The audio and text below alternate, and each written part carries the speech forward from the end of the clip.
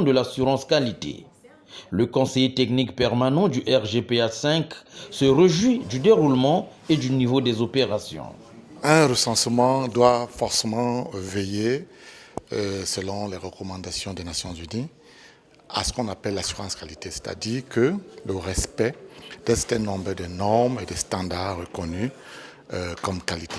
Alors mon rôle en tant que conseiller technique principal est d'accompagner dans la mise en œuvre du recensement du Congo dans le respect de ces normes. Voilà. Et pour le moment, je crois que ça se passe bien.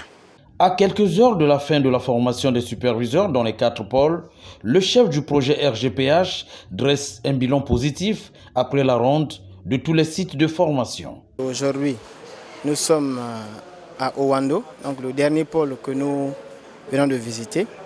Nos impressions sont bonnes et qu'on reste très optimiste par rapport à la formation, à l'appropriation des connaissances qui ont été dispensées par les membres de l'équipe technique à travers tous les pôles. Et c'est là où je comprends le bien fondé de l'auto-formation que nous avons eue juste avant de dérouler l'ensemble des formations dans les différents pôles.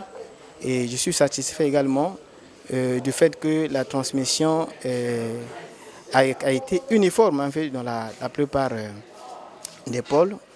J'ai essayé de faire l'évaluation des connaissances en passant dans tous les pôles, en posant les mêmes questions à l'assistance. Et j'ai compris effectivement que les gens ont bel et bien suivi la formation et qu'ils étaient attentifs et que nous pouvons nous attendre aux bons résultats pendant le dénombrement. Et déjà, les bons résultats commenceraient par la formation des agents recenseurs qui bénéficieront de la même formation au niveau des sous-préfectures.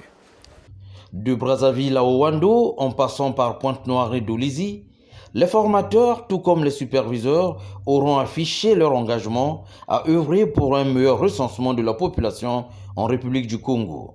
À moins d'un mois du début du dénombrement, le compte à rebours est lancé pour que chaque Congolais et chaque personne étrangère vivant au Congo ouvre sa porte au recensement.